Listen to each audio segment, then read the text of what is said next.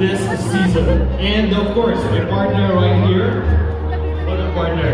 Welcome, partner. Thank you so much. And I would just like to remind all of the models to please be ready as we will start our fashion show in just a few minutes. Ayan. Kamusta ka naman, partner?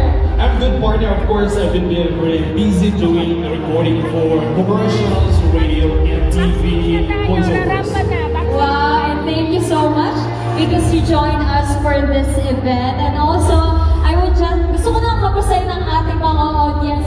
Buhay pa po ba ang ating mga diwa? Can I get a loud cheer from the audience?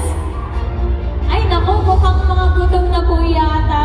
Can I get a loud yes from our audience? Are you guys ready for our second part of the program?